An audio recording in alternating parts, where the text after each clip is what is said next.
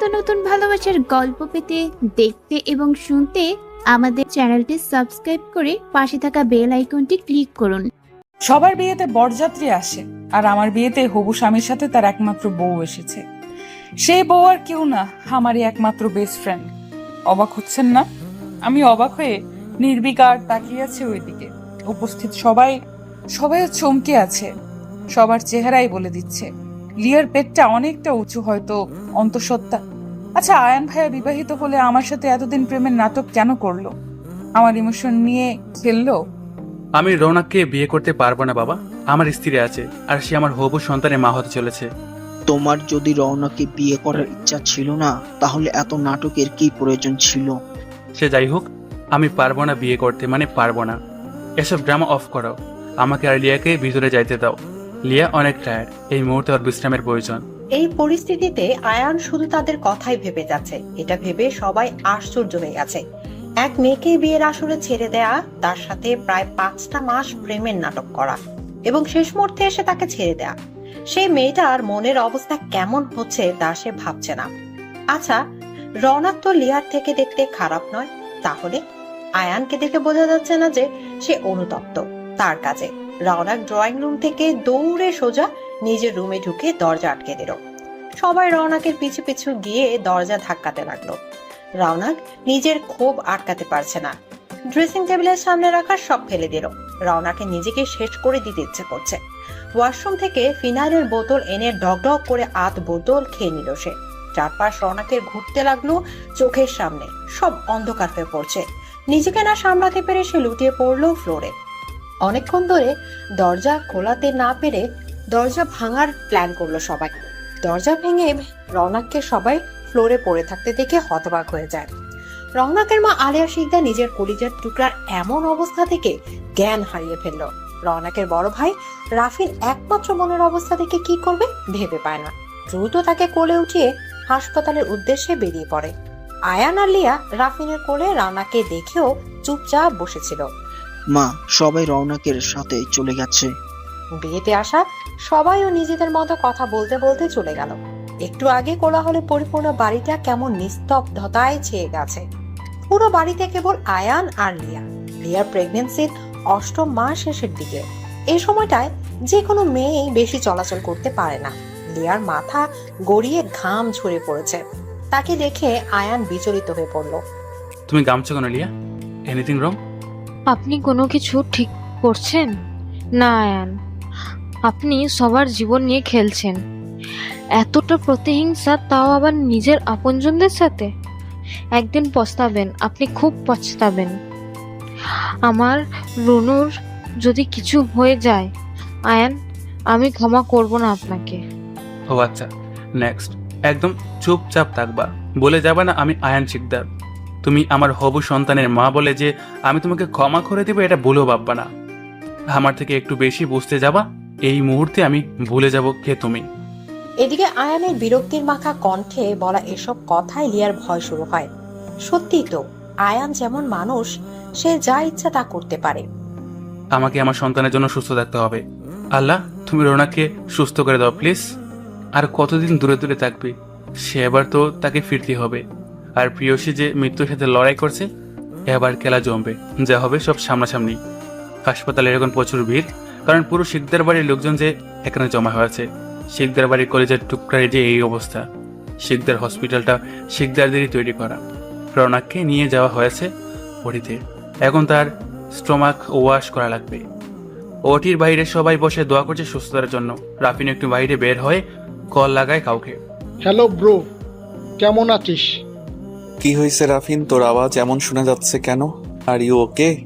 Yeah bro, I am fine. তুই কি দেশে আসবি? হোয়াটস দ্য ম্যাটার রাফিন?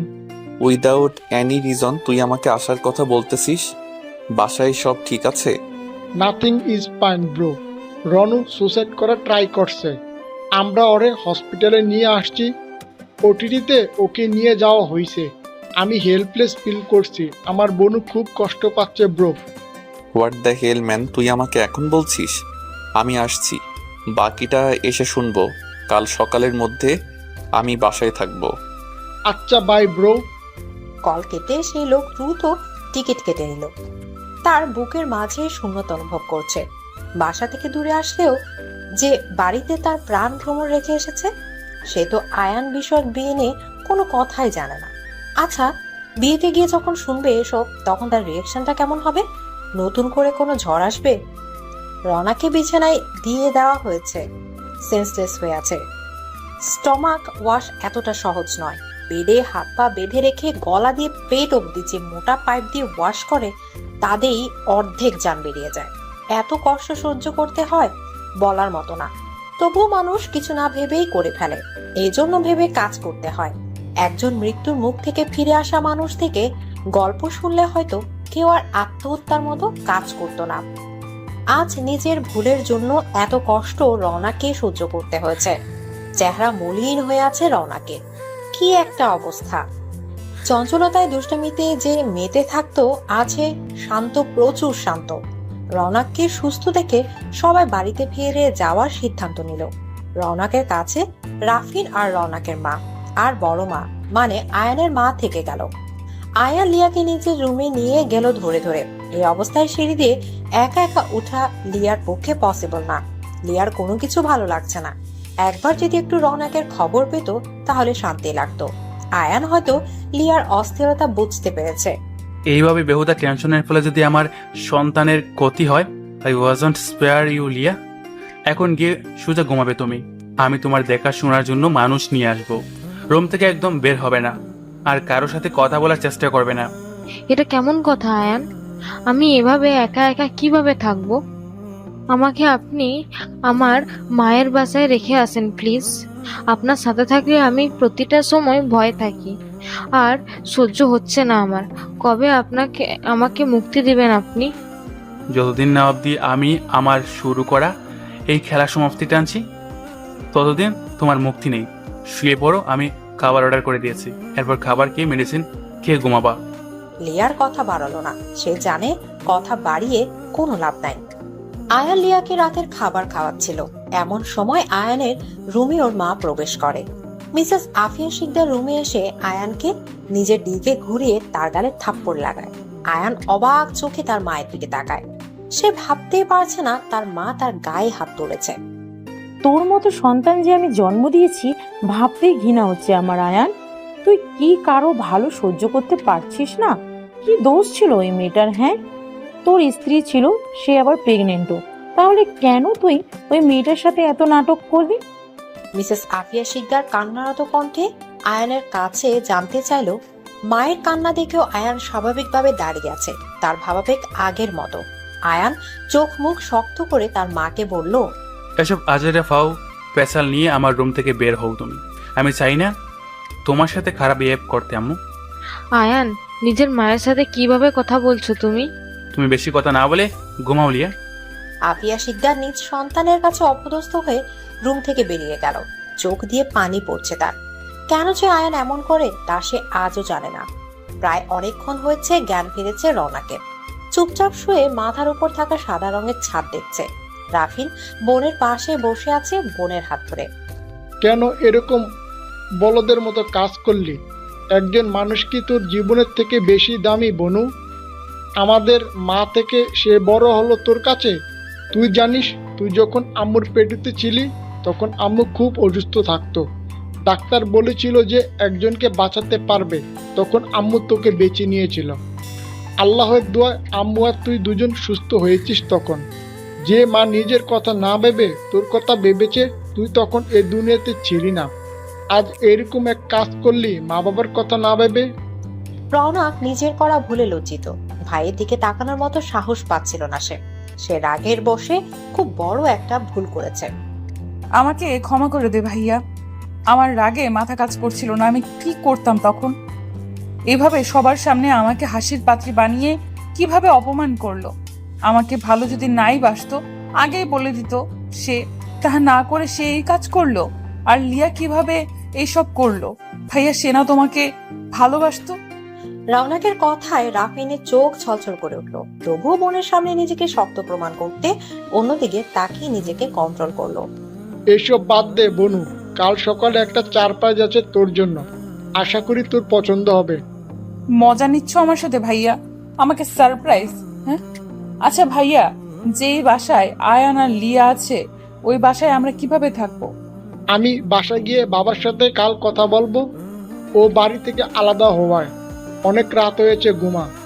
রাফিন কেবিন থেকে বের হয়ে বাড়িতে কল দিল তার বড় আম্মুর কাছে। হ্যালো রাফিন, বল, ওখানে সব ঠিক আছে? হ্যাঁ বড় আম্মু, বনু ঠিক আছে, এখন ঘুমাচ্ছে, তুমি টেনশন নিও না।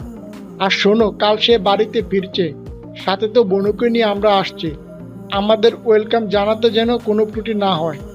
সত্যি বলছিস ও আসবে? বাবা তোকে বলেছে? এত খুশি আমি কই রাখবো। শিকদার বাড়ির 2 কলিজার টুকরা কাল আসবে, আর তাদের স্বাগতম জানাতে ত্রুটি থাকবে সেটা কিভাবে হয়? চিন্তা করিস না, সব সুন্দরভাবে হয়ে যাবে। ধন্যবাদ বড় আম্মু। সকাল থেকে শুরু হয়েছে হইচই শিকদার বাড়িতে। বাড়ির বড় ছেলে আজ বাড়িতে ফিরবে, এতগুলো বছর পরে আনন্দে আছে। আর রওনাক, ও তো বাড়িতে আসবে সুস্থ হয়ে। ডাবল সেলিব্রেশন আজ। বড় ভাবি, আজ আমি সমুদ্রে পছন্দের সব খাবার রান্না করব। তুমি তো করলে। হ্যাঁ কর তাহলে, ছেলে আমার তোর হাতের খাবার খেয়ে খুব পছন্দ করে ছোট। আর বইলো না ভাবি, ছেলেটাকে দেখার জন্য অনেক দিন ধরে অপেক্ষা করছি, আর আজ তা সার্থক। তবে ছোট, বাড়ির এসব খবর কানে গেলে ওর কি হবে বুঝতে পারছিস? আমরা ওর আমানতের খেয়ানত করতে গিয়েছিলাম। ও যদি জানতে পারে তাহলে আমাদের কারোর সাথে কোনো সম্পর্ক রাখবে না। এভাবে বলো না ভাবি, যাই হোক, ওকে এসব এখন জানানো যাবে না, তুমি খেয়াল রাখিও। বিয়ে বাড়িতে গাড়ি আসার আওয়াজ পেয়ে 2 জায়ের কথা থেমে যায়। দ্রুত কিচেন থেকে হাত ধুতে বেরিয়ে পড়ে ছেলেকে দেখতে। শামীম শিকদার, পিয়া শিকদার ও তাদের 2 স্ত্রী দরজায় দাঁড়িয়ে আছে সমুদ্রের জন্য। সমুদ্র হলো শামীম শিকদার ও আফিয়া শিকদারের বড় ছেলে, আয়ানের বড় ভাই। সমুদ্রের পুরো নাম সাফন সমুদ্র শিকদার। পিয়া শিকদার ও আলিয়া শিকদারের বড় ছেলে রাফিন শিকদার ও একমাত্র মেয়ে প্রিয়সী রওনাক শিকদার। বাড়ির সবাই আদর করে রওনাক, রৌনু বলে ডাকে। আয়ান ঘুমিয়েছিল। সবার হইচইয়ের আওয়াজ পেয়ে লিয়া ধীরে ধীরে হেঁটে বেলকনিতে এসে দাঁড়ায়। গাড়ি থেকে একজন বয়স 26-এর মতো যুবককে নামতে দেখে। কালো প্যান্ট ও কালো টি শার্ট পরা, গায়ের রং ফর্সা, উচ্চতা 5 ফিট 6 ইঞ্চি, চোখে কালো সানগ্লাস, মুখে হালকা কোচা কোচা দাড়িতে ছেলেটাকে খুব সুন্দর লাগছে। ছেলেটি গাড়ি থেকে নেমেই আগে বাবা মাকে সালাম করে জড়িয়ে ধরলো। এতগুলো দিন পরে বড় ছেলেকে পেয়ে তার মা বাবাও আবেগে আপ্লুত হয়ে পড়লো। আরে মা, তুমি এভাবে কান্না করছো কেন? দেখো আমি একদম ঠিক আছি। আমার সাথে কথা বলবি না তুই? মায়ের কথা কি মনে আছে তোর? কি যে বলো আম্মু, মনে কেন থাকবে না বলো? পড়াশোনার জন্যই তো আমি দূরে ছিলাম, এখন আর তোমাদের থেকে দূরে যাব না। কেমন আছো তুমি শাশুমা? আলিয়া শিকদারের দিকে তাকিয়ে সমুদ্র তাকে প্রশ্ন করলো। সেই ছোট্ট থেকে সমুদ্র তাকে সে শাশুমা বলে ডাকে। আলিয়া শিকদার হেসে পেল এমন কথায়। তুই আর পাল্টালি না দুষ্টু ছেলে, সে আগের মতোই থেকে গেলি। আলহামদুলিল্লাহ ভালো আছি বাবা, তুই কেমন আছিস? আলহামদুলিল্লাহ ভালো শাশুমা। সব কথা কি এখানে দাঁড়িয়ে শেষ করব? আমাকে বাড়িতে ঢুকতে কি দিবে না? ইসরে, আমরা সবাই তোকে কাছে পেয়ে ভুলেই গেছি। চল চল তাড়াতাড়ি। সবাই সমুদ্রকে নিয়ে বাড়ির ভেতর গেল। এতক্ষণ এসব কিছু অবাক চোখে দেখছিল লিয়া। উপর থেকে স্পষ্টভাবে সব কথা শোনা যায় না, তাই সে তাদের কথোপকথন শুনতে পায় না। ছেলেটার সাথে আয়ানের চেহারার অনেক মিল। এসব প্রশ্নের জবাব সে আয়ান থেকেই পাবে। এই জন্য রুমে গিয়ে আয়ানকে ডেকে তুলল। আয়ান, আমার খুব ক্ষুধা লাগছে, আর মেডিসিনের সময়ও চলে যাচ্ছে, ওঠেন। এতদিন আমি হাজারো ডেকে খাবার খাওয়াতে পারি না তোমাকে, আর আজ ক্ষুধা লেগে গেল? এত কথা জানি না, ক্ষুধা লাগছে, খাওয়াবেন কিনা বলেন। দাঁড়াও, আমি ফ্রেশ হয়ে আসছি। আয়ান, নিচে থেকে অনেক সুন্দর ঘ্রাণ আসছে খাবারের, আমি কি ওখানে খেতে নিয়ে যাবেন? লিয়া খুব শান্ত কণ্ঠে আয়ানকে কথাটি বলল। আয়ান লিয়ার দিকে এক পলক তাকালো। লিয়ার মন খারাপ। লিয়ার ফেস রিয়াকশন দেখে আর না করতে পারলো না আয়ান। ফ্রেশ হয়ে এসে লিয়াকে নিয়ে নিচে নামলো। সিঁড়ি দিয়ে লিয়াকে ধরে নিচের দিকে তাকিয়ে ধীরে ধীরে হেঁটে আসছিল আয়ান। তাই আর ডাইনিং এর টেবিলে বসা সমুদ্রকে সে খেয়ালই করে নাই। কিন্তু সমুদ্র অবাক হয়ে আয়ানকে দেখছে। আয়ানকে দেখে বুঝে গেছে মেয়েটি আয়ানের স্ত্রী। এটা ভেবে অবাক হচ্ছে সমুদ্র। ছোট ভাই বিয়ে করেছে, তার স্ত্রীও অন্তঃসত্ত্বা এই খবর সে জানেই না। টেবিলের কাছে যাওয়ার পরে আয়ান সমুদ্রকে দেখে চমকে গেলেও নিজেকে শান্ত করে নেয়। কি অবস্থা ভাই? কখন আসলাম? খবর পেলাম না আমি। তুইও যে বিয়ে করেছিস, আমি বড় আব্বু হচ্ছি, সেই খবরও তো আমি জানি না। সে খবর কেউ জানতো না ভাই। লং স্টোরি, পরে সময় বলবো। লিয়ে বসে এখানে। এদিকে লিয়াকে এক চেয়ারে বসিয়ে দিল আয়ান। বা ভাই, তুই তো অনেক বদলে গেছিস। সময় সবাইকে বলতে দে ভাই। খেয়েছো তুমি? ছোট আম্মু লিয়ার অনেক ক্ষুধা পেয়েছে তোমাদের রান্নার স্মেলে। মেয়েটাকে আগে খাবার দাও, তোমরা আমাকে পরে দিলেও হবে। সমুদ্রের কথায় মিসেস আলিয়া শিকদার খাবারের প্লেটে খাবার বের করে লিয়ার সামনে। মেয়ের বেস্ট ফ্রেন্ড ছিল লিয়া, সে হিসেবে কম আদর করতো না মেয়েকে। মাঝখানে কথায় যেন গায়েব হয়ে গিয়েছিল, কেউই জানতো না। মেয়েটার এই পরিস্থিতিতে দেখে খুব মায়া লাগে তার। কেমন আছো তুমি লিয়া? আলহামদুলিল্লাহ ভাইয়া, আপনি? আলহামদুলিল্লাহ। খাবার খেয়ে নাও, নিজের যত্ন নিও। এই বাড়ির সবাইকে নিজের আপনজন ভাববে। যখন যা প্রয়োজন হবে বাড়ির যে কোনো সদস্যকে বলবে। জি আচ্ছা। তুই দাঁড়িয়ে আছিস কেন? বস, তুইও নাস্তা কর। না তোমরা করো, আমি বাহির করব। লিয়াকে মেডিসিন খাইয়ে দিয়ে আমি বের হব। একদিন বাহিরে নাস্তা না করলে কিছু হবে না। আজ আমি আছি, আমার সাথে করে নে। বাড়ির কেউ বলতেও পারছে না যে আয়ান এ বাসায় থাকে ঠিকই, কিন্তু খাবার এ বাসা খায় না। নিজের মতো একা থাকে, বাড়িতে থেকেও না থাকার মতো। আয়ান তো মনে মনে বেজে খুশি সমুদ্র আসায়। আয়ানের প্ল্যানগুলো যে কাজে লাগছে ভেবে তাই সে আর না করলো না, খাবারের টেবিলে বসে পড়লো। তখন রাফিন ও রওনাকে নিয়ে বাড়িতে ঢুকে খাবার টেবিলে নিয়ে সমুদ্রের পাশে চেয়ারে বসিয়ে দিল। রওনাক অন্যমনস্ক থাকায় খেয়াল করলো না সমুদ্রকে। সমুদ্র তা খেয়াল করে দেখে রওনাকের হাতে একটা চিমটি কাটলো। ব্যথায় চোখ মুখ কুচকে পাশে তাকিয়ে স্তব্ধ হয়ে গেল রওনাক। চোখ বড় বড় করে তাকিয়ে আছে সে। এইভাবে চোখ বড় বড় করে ডাইনি মার্কা লুক কেন দিচ্ছিস প্রিয়সী? কি আর করবো ভাইয়া, ফিনাইলকে সুইসাইড করার চেষ্টা করে যে এ ডাইনি ছাড়া আর কি হতে পারে? খাবিশ মানুষজনের বড়ে গেছে আমাদের বাড়ি। আয়ান হচ্ছেটা কি? এটা কোন ধরনের কথা? আয়ানের খোঁচা দিয়ে বড় কথাতে খুব কষ্ট পেল রওনাক। আয়নের পাশে লিয়াকে দেখে তার অনেক খারাপ লাগা অনুভব হচ্ছে। রানা ভাবতেই পারে না এইভাবে কথা শোনাবে আয়ান তাকে। এরই মধ্যে আবার সমুদ্রকে দেখে রওনাকের মাথা ঘুরছে। রওনাকের কোলে মাথা রেখে শুয়ে আছে আয়ান। আয়ানকে রওনাকের কোলে মাথা রেখে শুয়ে থাকতে দেখে চোখ বড় বড় করে তাকিয়ে আছে সমুদ্র। রওনাক আয়ানের মাথায় হাত বুলিয়ে দিচ্ছে। সমুদ্র এই দৃশ্য দেখে হতবাক হয়ে তাকিয়ে আছে তাদের দিকে। ওই সময় সমুদ্রের খালাতো বোন সামায়রাও সেখানে উপস্থিত হয়। সেও এইসব দেখে চিৎকার করে ওঠে, রনক, আয়ান ভাইয়া, কি হচ্ছে এখানে? সামায়রার চিৎকারে রুম থেকে বেরিয়ে আসে লিয়া আর বাড়ির সবাই ও দ্রুত ওখানে এসে পড়ে। প্রথমে সামায়রার চিৎকারে রওনাক হকচকিয়ে গেলেও পর্দার কোলে আয়ানকে দেখে সেও আশ্চর্য হয়ে যায়। আয়ান ভাইয়া, আপনি এখানে? আয়ানকে অবাক হয়ে প্রশ্ন করে রওনাক। এসব দেখার পরে বাড়ির সবাই এইভাবেই অবাক হয়েছে, আর সাথে রওনাকের প্রশ্ন শুনে তো আরো। তোমার কোলে আয়ান ভাইয়া মাথা রেখে শুয়ে আছে আর তুমি তার মাথায় বিলি কেটে দিচ্ছিলে। আমি আর সমুদ্র ভাইয়ের নিজের চোখে এসব দেখছি, আর এখন তুমি আবার জিজ্ঞেস করো সে এখানে কি করে? এখানে কি কোনো ফিল্মের শুটিং চলছে নাকি রনক?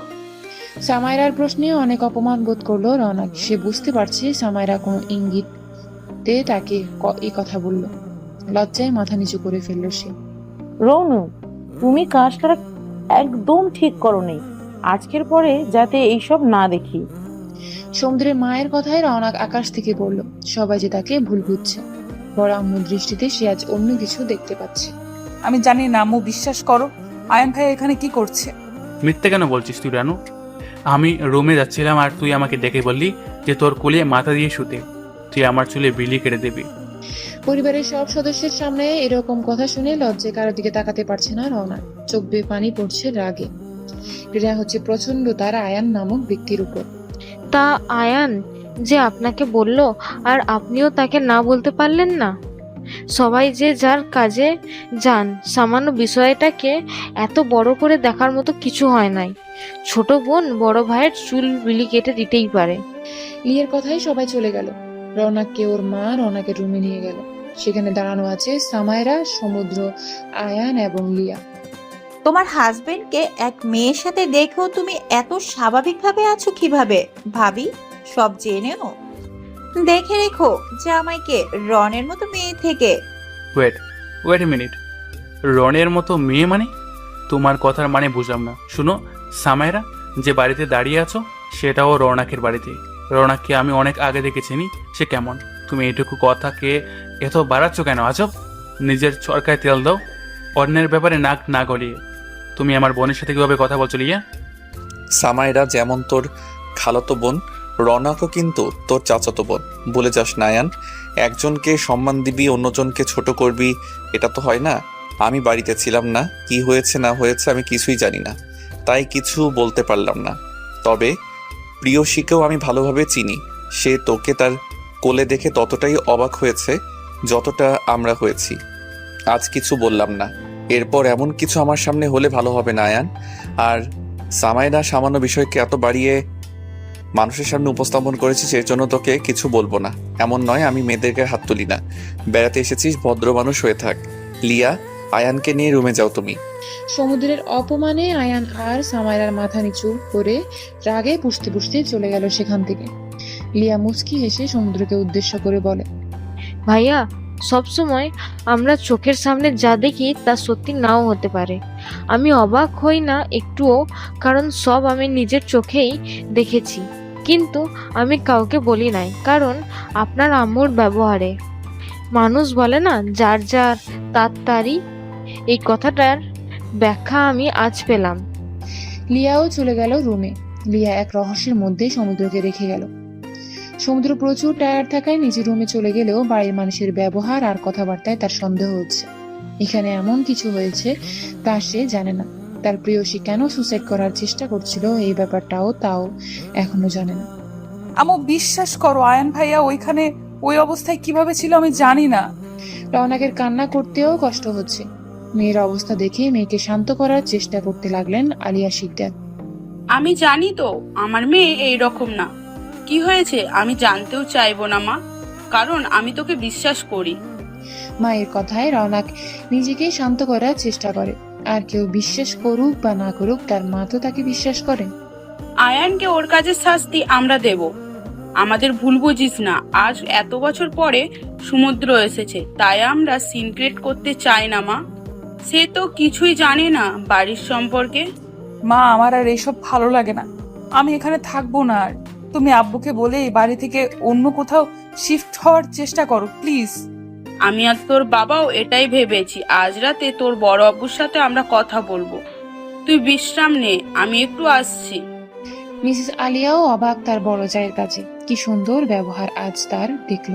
কষ্ট পেয়েছে তার মেয়ে, অথচ এই নিয়ে মিসেস আফিয়ার কোনো মাথা ব্যথা নেই। সে কি সুন্দর তার ছেলেদের নিয়ে ব্যস্ত। মিসেস আলিয়া চলে যেতে রওনা কিছুক্ষণ আগে ঘটে যাওয়া সব ঘটনা ভাবতে লাগলো। সে তো রাফিনের চুলে বিলি কেটে দিচ্ছিল, সেখানে আয়ান কিভাবে আসলো কিছুক্ষণ আগে। ডাইনিং টেবিলে রওনাককে নিয়ে মজা করায় মন খারাপ করে বসে আছে সে। শরীরের থেকে মনের অসুখ রওনাকের। দোতলায় এক সাইডে রাখা আছে অনেক বড় এক দোলনা। দোলনাটা রওনাকের জন্য বানানো হয়েছে। দোলনায় বসে আপন মনে ভেবে চলেছে তার সাথে হওয়া অন্যায়গুলো। অথচ তার বাড়ির লোক কি সুন্দর স্বাভাবিক আচরণ করছে আয়ান আর লিয়ার সাথে। সে কিছুতেই এই বাসায় থাকবে না। তখন রাফিন রওনাকের কাছে আসে। বনু, আমার মাথা প্রচন্ড ব্যথা করছে, তুই একটু আমার চুলগুলো টেনে দে তো। আচ্ছা ভাইয়া, তুমি এখানে শুয়ে থাকো, আমি দিচ্ছি। তোর কি খুব মন খারাপ বনু? মন খারাপ করিস না, ওই আয়নকে আমি ছাড়বো না। রওনাক তো নিজের ভাবনায় হারিয়ে আছে। তার কানে রাফিনের কথা বলা যাচ্ছে না। সে এতটাই ভাবনায় হারিয়েছিল যে রাফিন উঠে সেখান থেকে চলে গেল। বাড়ির বাহিরে শব্দ টের পেল না। আয়ান নিজের রুমে যাচ্ছিল, তখন সমুদ্রকে আসতে দেখে সেও সুযোগ বুঝে রাফিনের জায়গা নিয়ে নেয়। বর্তমানে কি চান আপনি আমার থেকে আয়ান? কেন এমন করছেন? আমাকে এতটা ছোট করছেন সবার সামনে। আমার কি দোষ আয়ান, আমাকে বলবেন? আর পারছি না আমি এসব নিতে। রওনাক এসব ভাবতে ভাবতে ঘুমিয়ে গেল। মিসেস আলিয়া রান্নাঘরে গেলে মেয়ের দুপুরে খাবার বানাতে। রান্নাঘরে গিয়ে আফিয়াকে দেখেও না দেখার মতো করে নিজের কাজ করতে লাগলো সে। আফিয়ার সাথে কথা বলতে ইচ্ছে করছে না তার। নিজের বড় বোনের মতো ভাবতো সে আফিয়াকে, আর আজ তার ব্যবহার মানতে কষ্ট হচ্ছে আলিয়ার। আলিয়া, মেয়েকে বুঝাও। তুমি তোমার যা হবার তা হয়ে গেছে। এখন আয়ানের স্ত্রী এখানে আছে, আয়ান থেকে দূরে থাকতে বলো তুমি। এইসব শোভা পায় না। আমি ওর ইমোশন বুঝি, বাট আয়ান তো বিবাহিত এখন। মিস আফিয়ার কথায় আলিয়া হা করে তাকিয়ে আছে তার দিকে। সে ভাবতেও পারছে না মিসেস আফিয়া এসব কিভাবে ভাবছে। কোন মুখে আপনি এসব কথা বলছেন ভাবি? আপনাদের মধ্যে মিনিমাম লজ্জা কাজ করছে না? আপনার ছেলে এত বড় অন্যায় আমার মেয়ের সাথে করার পরেও আপনি ছেলের সাপোর্টে এমন নোংরা ভাবনা আমাদের মেয়ের সম্পর্কে ভাবেন? ভাবাভাবির কি আছে? আজ আমি তুমি সবাই সবার চোখের সামনে দেখলাম কি ঘটেছে। রওনাকের বয়স কম, আবেগ কাজ করে হয়তো করে ফেলেছে তখন। আলিয়া শিকদার কি আর বলবে? এই কথায় সে আর কথা না বাড়িয়ে নিজের মতো রান্না করছে। আফিয়া শিকদারও খাবার বেড়ে নিয়ে যেতে লাগলো সামায়রার জন্য। সামায়রা রুমে গিয়ে খাবার রেখে দিল সে। জানো খালামণি, তোমার ছোট ছেলের বউ আমাকে অনেক অপমান করেছে। আমি যা দেখেছি তাই তো বলেছি, বলো। বাদ দে সামায়রা, তোকে যে কাজের জন্য এখানে এনেছি সেই কাজে মন দে। আমি জানি না ওই ক্যারেক্টারলেস মেয়ের মাঝে কি এমন দেখলো আঙ্কেল আর সমুদ্র ভাই। রাত ঠিক 10:20 বাজে। শিকদার বাড়ির কি নিয়ম হলো সকালের এবং রাতের খাবার সবাই একসাথেই খাবে, কারণ দুপুরে সবার অফিস থাকে, ছোটদের স্কুল কলেজ। এই নিয়মটা সমুদ্রের দাদার তৈরি করা। নিয়ম অনুযায়ী খাবার টেবিলে সবাই এসে বসেছে। সবার শেষে রওনা সেখানে উপস্থিত হয়। সমুদ্র রওনাকে চেয়ার টেনে জায়গা করে দিল বসার জন্য। তা ছোট আম্মু, তুমি এখন কেমন আছো? ভালো আছি বড় আব্বু। শামীম শিকদারের প্রশ্নে মৃদু স্বরে জবাব দিল রওনা। পিয়া শিকদার এবার নরম গলায় বড় ভাইকে উদ্দেশ্য করে বলল, ভাইয়া, আমি একটা কথা জানতে চাই। আপনাদের কি কথা বলো? আমি সিদ্ধান্ত নিয়েছি যে আগামী 7 দিনের মধ্যে আমরা ঢাকা শিফট হব। পিয়সীকে ঢাকার কলেজে অ্যাডমিশন নিয়ে দেব। তাই আমি আমার সন্তান ও স্ত্রীকে নিয়ে আলাদা হয়ে যেতে চাচ্ছি। শামীম শিকদার ভাতের লোকমাটা মুখে দিতে নিয়েছিল, ওই সময় ছোট ভাইয়ের কথা শুনে হাত থেকে প্লেট পড়ে গেল। অবাক চোখে ভাইয়ের দিকে তাকালো সে। সমুদ্র সব থেকে বেশি অবাক হয়ে আছে এই কথায়। ছোট আব্বু কেন হঠাৎ আলাদা হওয়ার সিদ্ধান্ত নিল? সমুদ্রের মায়ের কোনো রিয়েকশন নাই। সে স্বাভাবিক ভঙ্গিতে খেতে লাগলো। এই সিদ্ধান্ত নেওয়ার কারণ জানতে পারি আমি পিয়াস? আর কিছু জানার বাকি আছে? আপনারা ভাইয়া সব কিছুই জানেন। আপনি আপনার ছোট ছেলের যে তার আপনার রিকোয়েস্ট রাখতে আপনার সব কথায় বিনা বাক্যে রাজি হয়েছিলাম। তারপর কি হলো? আমার মেয়ের জীবন নিয়ে টানাটানি। ভাইয়া আজকে সকালে এসে বাসায় এসেছে। এরপর ওর উপর আরো মানসিকভাবে প্রেশার দেওয়া হলো। আমার একমাত্র মেয়ে, আমি চাই না এখানে থেকেও কষ্ট পাক। কি ব্যাপার পিয়াস, সকালে কি হয়েছে? আমার থেকে ভালো আপনি ভাবিজানকে জিজ্ঞেস করুন ভাইয়া। সমুদ্রের মা, পিয়াস, আলিয়া, তোমরা আমার রুমে আমার জন্য অপেক্ষা করো, যাও। শামীম শিকদারের কথায় সবাই উঠে চলে গেল। বাবা, বাড়িতে কি এমন হয়েছে যে আমি জানি না? এসব কথার মানে আমি বুঝতেছি না। আমাকে ক্লিয়ার করে বলবা? তুমিও তাদের সাথে রুমে গিয়ে অপেক্ষা করো। তোমার থেকে আমার কিছুই লুকাবো না আমি। ছোট আম্মু, তুমি খাবার শেষ করে গিয়ে ঘুমিয়ে থেকো, কেমন? আচ্ছা বড় আব্বু। রৌনকের মনে কুড়াকতে লাগলো, কি হবে এসবের পরিণতি। হাত ধুয়ে এসে সে অতীত নিয়ে ভাবতে লাগলো। আজ থেকে 2 বছর আগে যখন সে ইন্টার ফার্স্ট ইয়ারে অ্যাডমিশন নিয়ে কলেজে প্রথম দিন গেল, সেদিন তার পরিচয় হয় লিয়ার সাথে। প্রথম দেখায় লিয়া আর রৌনকের খুব ভাব হয়। এরপর দুজন একসাথেই থাকতো। রৌনককে দিয়ে আর নিয়ে আসার দায়িত্ব ছিল রাফিন। লিয়া আর রাফিনের প্রেমের সূচনা হয় কলেজ থেকে। কাল আমার জন্মদিন লিয়া, তুই কিন্তু কাল সকালেই আমাদের বাসায় যাবি, ঠিক আছে? তোর জন্মদিন আর আমি যাব না তোর সাথে, এটা কখনো হয় রনু? ভাইয়া গিয়ে নিয়ে আসবে তোকে, তুই রেডি থাকিস। আমি নিজেই চলে আসব, আমাকে কারো নিয়ে আসা লাগবে না। বনু, তুই তোর ফ্রেন্ডকে জিজ্ঞেস করতো, আমি নিয়ে আসতে গেলে কি তোর ফ্রেন্ডের গায়ে ফুসকা পড়বে? রনু, তোর ভাইকে বল আমার গায়ে ফোসকা না পড়লেও তোর ভাইয়ার গায়ে ঠিকই পড়বে, কারণ আমাদের মতো গরিবদের বাড়ি গিয়ে বসার জায়গা পাবে না। কি শুরু করলা তোমরা ভাইয়া? থামো প্লিজ। আর গরিব বড়লোক কোনো কথা না লিয়া, আজকের পরে যেন আমি আর তোর মুখে সব না শুনি। আরে বাবা, রাগ করিস কেন? যা সত্যি তাই তো বলি নাকি? এই নে, এই এত বড় সত্যি তোকে কেউ বলতে বলেছে? শিকদার বাড়ি সকাল সকাল হাজির হয় লিয়া। লিয়া দেখতে খুব সুন্দরী, গায়ের রং উজ্জ্বল ফর্সা, লাল রঙের থ্রি পিসটাতে খুব সুন্দর লাগছে লিয়াকে। দোতলায় দাঁড়িয়ে থাকা আয়ান প্রথম দেখা লিয়ার থেকে চোখ ফেরাতে পারছিল না। লিয়ার কথা বলা, লিয়ার হাসি সবকিছুই আয়ানের নজর কেড়েছিল। সকালবেলায় মায়ের ডাকে ঘুম ভাঙে রওনাকের। অতীতের কথা ভাবতে ভাবতে কখন যে ঘুমিয়ে পড়েছে টের পায়নি সে। ঘুম থেকে উঠে ফ্রেশ হয়ে নাস্তার টেবিলে গেল সে। সবার মুখের অবস্থা খুব গম্ভীর, কেউ কার সাথে কথা বলছে না, নিজের মতো খাবার খেয়ে যাচ্ছে। আমার একটা কথা বলার ছিল বড় আব্বু। হ্যাঁ ছোট আম্মু, বলো তোমার কি কথা আছে? আব্বু, লিয়ার আয়ানের বিয়ের কথা তো কেউ জানে না, আর যেহেতু শিকদার বাড়িতে নতুন অতিথির আগমন হচ্ছে, তাদের ওয়েলকাম তো করতেই হয়, তাই না? আমি চাচ্ছিলাম কি আমরা বাসায় সবাই মিলে ছোটখাটো একটা অনুষ্ঠান করি। তোমার মাথা ঠিক আছে ছোট আম্মু? এত কিছুর পরেও তুমি ওদের জন্য ভাবছো, যারা তোমাকে ঠকানোর আগেও দুবার ভাবে নেই। আমি আয়ান আর লিয়াকে বাড়ি থেকে বের করি নাই কারণ লিয়ার অবস্থার কথা ভেবে। যেহেতু তোমরা তাকে কিছুই বলো নাই, তাই এখন আর আমার জন্য তোমাদের নিজেদের মধ্যে ঝামেলা করার কোনো প্রয়োজন নাই বড় আপু। আমার কপালে যা ছিল তাই হয়েছে। সমুদ্র তখন নিচের দিকে তাকিয়ে শুধু নিজের মতো করে খেয়ে গেছে। খাওয়া শেষ করে সে বলে, তোমাকে এত না ভাবলেও চলবে, অন্যের কথা নিজের কথা ভাবো আগে। শুনো, একটু পরে রেডি হয়ে থাকিস, আমি, তুই আর রাফিন বের হব। কোথায় যাব আমরা? আমি যা বলেছি তা করবি তুই। এত প্রশ্ন তুই আমাকে কবে থেকে করিস? সাহস তো তোর ভালোই হয়েছে। ফিনাইল খেয়ে। সমুদ্রের এই কাটকাট জবাব রওনাক হজম করতে পারল না। আসার পরে তো ভালোভাবে কথাই বলেছে সমুদ্র তার সাথে। রওনাক ভেবেছিল সমুদ্র চেঞ্জ হয়ে গেছে, কিন্তু এখন তো মনে হচ্ছে সমুদ্র আগের মতোই শয়তান মার্কা খাটাস আছে। জি আচ্ছা ভাইয়া। সমুদ্র উঠে যাচ্ছিল, তখন তার বাবার কথায় থেমে গেল। তুমি অফিস কবে থেকে জয়েন করবে সমুদ্র? আপনাদের অফিসের কাজ আপনি আয়ানকে বুঝিয়ে দিন। আমার অফিসে জয়েন করার বিন্দুমাত্র ইচ্ছা নাই। তাহলে তুমি কি করবে? নিজেদের অফিসে জয়েন না করে এত পড়াশোনা করে কি তুমি মানুষের আন্ডারে কাজ করবে? কোনো কাজ ছোট নয়, এটা মনে রাখবেন। আর আমি কি করব তা আমার ভাবাই আছে। আমাকে নিয়ে আপনাদের না ভাবলেও চলবে। রাগের সাথে কথাগুলো বলে সমুদ্র ড্রয়িং রুম ত্যাগ করলো। সবাই হতভম্ব হয়ে আছে সমুদ্রের আগের সেই রাগ দেখে। আয়ান আর আফিয়া শিকদার শয়তানি হাসি দিল। শামীম শিকদার অসহায়ভাবে সমুদ্রে যাওয়ার দিকে তাকিয়ে আছে।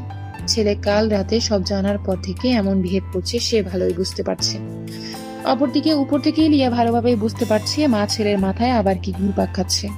এদের প্রতি লিয়ার প্রচন্ড ঘৃণা কাজ করে। ওই দিনটাকে লিয়া অভিশাপ দেয়, যেদিন লিয়া এই বাড়িতে পা রাখে আর আয়ানের চোখ ওর দিকে যায়। রওনাক রুমে যাওয়ার সময় লিয়ার সামনে পড়ে। লিয়া অসহায় চোখে তাকিয়ে আছে রওনাকের দিকে। রওনাক লিয়া চোখের দিকে তাকিয়ে বুঝতে পারে যার মধ্যে আছে একরাশ অসহায়তা আর অপরাধবোধ। লিয়া কিছু বলতে গিয়েও বলতে পারলো না রওনাককে। এখন যে লিয়া কিছু বলতে পারবে না তার যে হাত পা বাঁধা। রওনাক লিয়াকে পাশ কাটিয়ে চলে গেল। ওখানে দাঁড়িয়ে থাকলে হয়তো রওনাকের রাগ আরো বেড়ে যাবে। সমুদ্রের কথা মতো রওনাক রেডি হয়ে গাড়িতে বসে আছে। কোথায় যাবে, কেনই বা যাবে তা সে জানে না। সমুদ্রকে প্রশ্ন করার মতো সাহসও তার হচ্ছে না। সমুদ্র এসে গাড়ি স্টার্ট দিল। তা পড়াশোনা করার কি ইচ্ছে আছে, নাকি নিজেকে ঘরবন্দি করে সারা জীবন রাখবি? আপনি আবারও সেই আগের মতো আমার সাথে কথা বলছেন? এই কয়দিন তো সেই কি সুন্দরভাবে বলতেন। এত কিছু করার পরেও তুই আমার কাছে আশা করিস আমি তোর বা তোদের সাথে ভালোভাবে কথা বলবো? রওনা কি উত্তর দেবে খুঁজে পেল না। সত্যি তো সে এই মানুষকে আগে কিছু জানানো হয় নাই। যাই হোক প্রিয়, তুই কিন্তু ফিনাইলকে সুইসাইড করার ড্রামাটা খুব সুন্দরভাবে করেছিস। নাটকে জয়েন করতে পারিস তো তুই? সমুদ্রের কথা শুনে চোখ বড় বড় করে তাকিয়ে আছে রওনাক। রওনাককে এভাবে তাকাতে দেখে মুচকি হাসি দিল সমুদ্র। কি সব আবল তাবল বলতেছেন আপনি? তুই চলো ডালে ডালে, আর আমি চলি পাতায় পাতায়। তোমার করা প্রতিটা কাজ আমার দৃষ্টির বাহিরে নয়, এটা কিভাবে ভুলে যাও তুমি? রওনাক ভেবেছিল তাকে নিয়ে হয়তো কোনো 5 তারকা রেস্টুরেন্টে যাওয়া হচ্ছে। রওনাকের সব চিন্তা ভাবনা ভুল প্রমাণ করে দিয়ে সমুদ্র তাকে নিয়ে গেল এক লোকাল চায়ের দোকানে। শহর থেকে দূরে অনেকটা গ্রামের দিকে হওয়ায় ভিড় খুব কম। ইতিমধ্যেই রাফিনও সেখানে বাইক নিয়ে উপস্থিত হয়। চায়ের দোকানের সামনে থাকা বেঞ্চটিতে বসলো তারা। মামা, দুধ ছাড়া চিনি কম দিয়ে একটা লাল চা দিবেন, আর দুধ চা বেশি লিকারের 2টা। ঠিক আছে মামা, আর কিছু লাগবে? একটা ড্রিঙ্কও দিয়ে যান মামা। রাফিন, তুই কিছু নিবি? না ব্রো, আর কিছু না।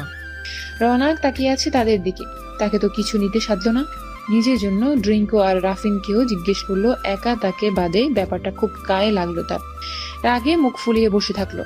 ড্রিঙ্কোটা নিয়ে সমুদ্র রওনাকের দিকে দিয়ে বললেন, এই নিয়ে প্রিয়সী, এটা হাতে রাখ, তোর কাছে দিবে। আর রাফিন, ওরে রওনাক বইলে ডাক দিস কেন ভাই? ওর নাম রাখলাম প্রিয়সী, সব কাগজপত্রতেও তাই। আসলে ব্রো, রৌনক নাম তো আয়ান দিয়েছিল, আর আয়ানের জিদের কাছে হার মেনে বাড়িতে সবাই প্রিয়কে রৌনকে ডাকে, তবে আব্বু আম্মু বাদে। আয়ান আয়ান আর আয়ান, তাই না? ওর সব কথা কেন শোনা লাগবে? কেউ কোনো আওয়াজ করছে না। সমুদ্র রেগে গেছে। প্রিয়সী এখন নিজের মতো ড্রিঙ্ক খাচ্ছিল। সমুদ্র এবার প্রিয়সীর দিকে তাকিয়ে বলল, তুই আমাকে বল যে তুই সুইসাইড করার চেষ্টার নাটক কেন করলি? ইভেন রাফিন, তুই কেন সাপোর্ট দিলি? আর আসলে আমি এইসব তোতলানো আর আমি বাদ দিয়ে আসল কথায় আসো জলদি। সমুদ্রের কথায় প্রেয়সী আর রাফিন দুজনে একে অপরের চেহারা দেখতে লাগলো। কি উত্তর দেবে সে সবাইকে? আসলে ভাইয়া, হয়েছেটা কি আমি তোমাকে বলি। গত বছর আমার জন্মদিনে লিয়া আমাদের বাসায় প্রথম আসে। লিয়ার রাফিন ভাইয়ের রিলেশন ছিল, তারা একে অপরকে খুব ভালোবাসতো। হোয়াট? লিয়া রাফিনকে ভালোবাসলে আয়ানকে কেন বিয়ে করলো? আমার কথার মধ্যে বাম হাত কেন দাও? সব কথা শুনবে না ক্লিয়ার করে? আচ্ছা। প্রেয়সীর রাগী কণ্ঠে দমে গেল সমুদ্র, তবু নিজের ইমেজ ঠিক রেখে বলল, এরপর বলতে থাক। জন্মদিনের দিন থেকে আয়ান লিয়ার পিছে হাত ধুয়ে লেগে যায়। লিয়ার প্রতি আয়ানের এক প্রকার ভালো লাগা কাজ করে। যখন সে জানতে পারে লিয়া রাফিনকে ভালোবাসে, তখন সে ক্ষিপ্ত হয়ে যায়। আমি জানি না কেন আয়ান ভাইয়া আমাকে, তোমাকে আর রাফিন ভাইকে একদম সহ্য করতে পারে না। তখনও আমি এসব জানতাম না। 10 মাস আগে একদিন হঠাৎ লিয়া গায়েব হয়ে যায়। কেন হয়ে যায় আমরা জানি না। শুধু লিয়া না, ওর পুরো পরিবার। ওর পরিবার বলতে ওর ছোট ভাই আর ওর মা। আমি, রাফিন ভাইয়া অনেক খোঁজ খবর নেই, তবুও পাই না। এরপর আয়ান ভাইয়াও চেঞ্জ হতে শুরু করে। আমার পেছনে ঘুরতে থাকতো, আমাকে ফলো করা, বিরক্ত করা তার প্রধান কাজ হয়ে গেল। এক সময় সে আমাকে তার মনের কথা জানায়, আর আমার তার প্রতি একটু সফট কর্নার কাজ করছিল। একদিন আমি লিয়ার ভাই লাবিব আর আয়ানের একটা পিকচার পাই। ফোনের ডায়াল প্যাড খুঁজে লিয়ার মায়ের নাম্বার নিয়ে তার সাথে যোগাযোগ করি। ওনার সাথে দেখা করার পর যা জানলাম তা শুনে আমি অনেক অবাক হয়ে গেছিলাম। লিয়ার মা বলেছিল লিয়ার সাথে আয়ানের বিয়ে হয়ে গিয়েছে। লিয়া 7 মাসের অন্তঃসত্ত্বা। কিভাবে কি হয়েছে তখন জানলাম। আয়ান লিয়ার মা আর ভাইয়াকে কিডন্যাপ করে বাধ্য করে বিয়ে করেন।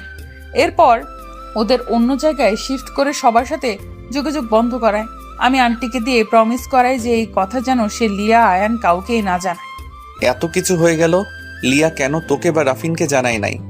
এটা আমিও জানি না ব্রো, সে কেন আমাকে বা বোনকে এইসব জানায় নাই। তাহলে আয়ান তোকে কেন বিয়ের আসরে নিয়ে গেল আর এত নাটক করলো? সে কথা আমিও জানি না। এটা জানার চেষ্টা করেছি অনেক। ওই দিন আমি এইসব কথা রাফিন ভাইয়া ছাড়া কাউকেই জানাই নাই। এদিকে আয়ান ভাইয়া আমাকে প্রপোজ করে। আমি উত্তর না দেওয়ায় সে বাসায় জানায় আমাকে বিয়ে করবে। প্রথমে বড় আব্বু আর বড় আম্মু রাজি হয় নাই। আয়ান কিন্তু আপনি দেশ ছেড়ে যাওয়ার আগে থেকে বাড়িতে খাবার খায় না, এমনকি আঙ্কেলের টাকাও চলে না। আজও কেউ এই খবর জানে না যে সে কি কাজ করে, এত টাকা কোথায় পায়। কেউ জিজ্ঞেস করলেও বলে না। বড় আম্মুকে দিয়ে বড় আব্বুকে এই কথায় রাজি করায়, না হয় আয়ান ভাই মরে যাবে এই কথা বলে। একে তো আপনি বড় আব্বুর সাথে যোগাযোগ রাখতেন না, তার উপর আয়ানকে যা একটু দেখতো যদি ছেলেকে হারিয়ে ফেলতে হয়, এই ভয় বড় আব্বুও রাজি হয়। আমার বাবা মাকে বড় আম্মু অনেক ইমোশনাল ব্ল্যাকমেইল করে রাজি করার। যখন আমি জানালাম আমি এই বিয়ে করব না, তখন বড় আব্বু আমাকে তার মাথা ছুঁয়ে কথা আদায় করেন। বাধ্য হয়ে আমি রাজি হই। আয়ান ভাই আমাকে কোনো উদ্দেশ্যে বিয়ে করতে চাইছে আমি জানি না ভাইয়া, তবে শিওর ছিলাম বিয়েটা হবে না, আর তাই হলো। বিয়ের দিন আয়ান ভাই লিয়াকে নিয়ে হাজির। সব ঠিক হলে তুই কেন সুইসাইডের নাটকটা করলি? আমি বলছি ব্রো, তুমি তো এমনি এমনি আসবে না, তাই আমি বনুকে এই আইডিয়াটা দেই যে এটা কর, তাহলে ভাইয়া চলে আসবে। আমাকে দিয়ে তোরা কি করবি? হ্যাঁ, সমুদ্র এক বুক আশা নিয়ে তাকিয়ে আছে প্রেয়সীর উত্তরের জন্য। তার মনের মধ্যে কি চলছে তা প্রকাশ করার বাইরে। আমি তোমাকে আসতে বলেছি, তার কারণও আছে। আমাদের আয়ান ভাই সম্পর্কে জানতে হবে। ওনার মূল উদ্দেশ্য আমাদের খুঁজে বের করতে হবে। এই কাজ আমি বা রাফিন ভাই একা পারবো না, তাই তোমাকে আনা। কথা শেষ করে প্রেয়সী সমুদ্রের দিকে মুচকি হেসে তাকালো। সমুদ্রের হতাশ দৃষ্টিত্ব তার প্রিয়র দিকে তাকালো। রাফিন শব্দ করে হেসে দিল। তোর এত হাসি কেন পাচ্ছে রে রাফিন? ভাই চা খাবা না? চা তো পানি হয়ে গেছে। তুই যে একা একা চা খেলি, আমাদের মনে করিয়ে দিবি না যে আমাদেরটা ঠান্ডা হয়ে যাচ্ছে? কিছু করার ছিল না ব্রো, তুমি কথা শুনছিলে না তাই। আর বনু তো এই চা কম শরবত খাবে, ওর অভ্যাস। চাকে ঠান্ডা করে শরবত বানিয়ে খায়। বান্দার কেয়া জানে আদরাক কা সোয়াদ। এইভাবে খেতে দারুণ লাগে, তোমরা বুঝবা না, বুঝলা? ঋষি সেই ঠান্ডা চাটাই খেয়ে নিল। সমুদ্রে তা খাওয়া হলো না, সে উঠে বিল পে করে দিল, সাথে 2টা চিপস নিয়ে নিল। তা যাওয়া যাক এখন, এই জন্য তোদের এখানে আনা। না ভাইয়া, এরপর কি করব ঠিক করবা না? তোর আর কিছু করা লাগবে না, তুই পড়াশোনায় মন দে। যা করার আমি করব। যা গাড়িতে উঠে বস। পেশে মুখ গোমরা করে গাড়িতে উঠে বসে পড়লো চুপচাপ। এই লোক তাকে সবসময় ধমকাবে, একটুও ভালো না। সমুদ্র হালকা এসে রাফিনকে নেক্সট অ্যাড্রেস দিলে জানাতো রাফিনের কাজ আছে, সে আসতে পারবে না।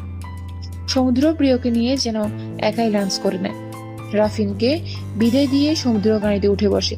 প্রিয়র দিকে চিপসের প্যাকেট 2টি দিয়ে বলে, এভাবে মুখ খুলিয়ে না রেখে চিপস খা। একদম এই ফুলানো প্যাকেটের মতো লাগছে তোকে। আমি জানি তো, আমি একটু গুলুমুলু দেখে তোমাদের হিংসা হয়, বুঝলা? করতে থাকো হিংসা, আমিও আর ডায়েট করব না। সমুদ্র অবাক হয়ে তাকিয়ে থাকে প্রেয়সীর দিকে। এই মাইয়া ডায়েট করছে, এটাও শোনা লাগলো। প্রেয়সী রাগী চোখে সমুদ্রের দিকে তাকিয়ে আছে। না পারে সে সমুদ্রকে তার রাগের আঙুলে পুড়িয়ে ছাই করে দিবে। সমুদ্র তো মিটিমিটি হেসেই যাচ্ছে। কি বললেন আমি ডায়েট করি? এটা শোনা লাগলো মানে? আমি যে ডায়েট করি তা অবিশ্বাস করছেন? ইস না, কে বললো আমি অবিশ্বাস করছি? আমি তো তোকে বিশ্বাস করলাম যে তুই ডায়েট করস। তা কত কেজি ওজন কমিয়েছিস? 1 মাসে আমি 1 কেজি ওজন কমিয়েছি, জানেন? প্রেয়সী অনেক ভাব নিয়ে কথাটা বলল। প্রেয়সীর কথায় শুনে হো হো করে হেসে ফেললো সমুদ্র। প্রেয়সী অবাক হয়ে সমুদ্রের হাসি দেখে যাচ্ছে। লোকটার হাসি এত সুন্দর কেন? ইস, আমি এভাবে তাকালাম কি ভাববে? আপনি হাসছেন কেন এভাবে? হাসবো না তো কি করব আমি? লাস্টে শোনা লাগলো প্রিয়সী শিকদার 1 কেজি ওজন কমিয়ে এত ভাব নিচ্ছে। আমি জানি আপনার জলে আমি গুলোমুলো দেখে আপনার হয়তো জেলাস ফিল হয়, আমি বুঝি। সমুদ্র হেসে গাড়ি ড্রাইভ করা শুরু করে দিল। প্রেয়সী নিজের মতো চিপস খাচ্ছে আর ফোন বের করে স্ক্রল করা শুরু করে দিল। দুজনের মধ্যে আর কোনো কথা হচ্ছে না। প্রেয়সী খুব মনোযোগ দিয়ে ফোনে কিছু করছে। প্রিয়, লাঞ্চে কোথায় যাবি? আপনার যেই জায়গায় ভালো লাগে সেইখানেই চলুন। মোবাইলে এত মনোযোগ দিয়ে কি করছিস? ভার্সিটি থেকে আমাদের অ্যাসাইনমেন্ট দিয়েছে, তা আমার ফ্রেন্ড ইনবক্সে শেয়ার করলো আমার সাথে। পড়াশোনা তো ছেড়ে দিয়েছিস, ভাবছি এবার তোকে বিয়ে দেওয়া যাক। আমি বিয়ে করছি না এখন, তুমি করো, সময় হলেই দেখা যাবে। রেস্টুরেন্টের সামনে গিয়ে গাড়ি থামিয়ে প্রেয়সীকে বলল ভিতরে যেতে। সমুদ্র গাড়ি পার্ক করে আসবে। সমুদ্রের কথা মতো প্রেয়সীও রেস্টুরেন্টের মধ্যে ঢুকে সমুদ্রের অপেক্ষা করতে লাগলো। প্রেয়সী বসে বসে মেনু কার্ড দেখছিল। তখন ওয়েটার এসে জানতে চাইলো প্রেয়সী কি নিবে। ম্যাম, কি অর্ডার করবেন? একটা cheese pasta, mushroom soup, pizza, burger, chocolate shake, ice cream, borhani. ও হ্যাঁ, fried rice, chicken fry, beef আর লাস্টে কোকা কোলা। আর কিছু ম্যাম? দাঁড়ান, আমার সাথে যে আছে উনিও তো অর্ডার দিবেন, আমি তো শুধু আমার অর্ডার দিলাম আপনাকে। ওয়েটার আর সমুদ্র হা করে তাকিয়ে আছে প্রেয়সীর দিকে। সমুদ্র বসতে বসতে বলল, মাত্র এই কয়টা খাবার কি অর্ডার দিলি তুই প্রিয়? আর কিছু নিবি না? দেখেছেন, আমিও ভাবছি কম হয়ে গেছে, কিন্তু কি করব বলুন? আমি তো বেশি খাবার খেতে পারবো না, ডায়েট করছি তো তাই। এক 1 ঘন্টা পরে আমাকে পানিপুরি আর ফুচকা খাওয়াতে নিয়ে যায়। প্রেয়সীর কথায় ওয়েটারের কাশি শুরু হয়ে গেল। আর সমুদ্র অবিশ্বাস্য চোখে দেখে যাচ্ছে। মাথায় হাত দিয়ে বসে আছে সমুদ্র। স্যার, আপনি কিছু অর্ডার করবেন? হ্যাঁ, আমার জন্য কফি আর একটা চিকেন স্যুপ দিয়েন। ওয়েটার চলে যাওয়ার পর সমুদ্র প্রেয়সীকে বলে, প্রিয়, তুই ঠিক আছিস? হ্যাঁ, আমার আবার কি হবে? জানেন ভাইয়া, আমার ক্ষুধা কম লাগছে। যদি বেশি ক্ষুধা লাগতো না তাহলে আমি কতগুলো খাবার যে অর্ডার দিতাম আজ। এত খাবার অর্ডার দেওয়ার পরেও বলছিস তোর কম ক্ষুধা লাগছে? এর থেকে আরো বেশি খাইতে পারিস। এত খাবার কোথায় যায় প্রিয়? এই, আপনি আমার খাবারের দিকে একদম নজর দিবেন না ভাইয়া। আশ্চর্য, খাবার আবার কোথায় যাবে? আমার পেটেই যায়। তুই কোন ডায়েট চার্ট ফলো করিস আমাকেও দিস।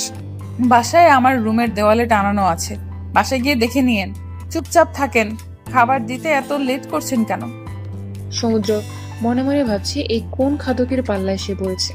আল্লাহ রে, এই মেয়ে এত খাওয়ার পরেও নাকি ক্ষুধা বেশি লাগে। আমাকে 2 দিনে ফকির বানাবে এই। ওয়েটার খাবার দিয়ে যাওয়ার পর এক এক করে সব খাবার খেয়ে যাচ্ছে প্রিয়া। সবগুলো আইটেম থেকে একটু একটু করে খাচ্ছে। সমুদ্র কফি খাওয়া শেষ করার 10 মিনিটের মাথায় তার চিকেন স্যুপ দিয়ে গেল। সমুদ্র নিজের খাবার রেখে প্রিয় খাওয়া দেখে যাচ্ছে। কিভাবে খাচ্ছে প্রিয় দেখে মনে হচ্ছে কতকাল না খেয়ে আছে। সমুদ্র একটু খাওয়ার পর আর খেতে পারছে না।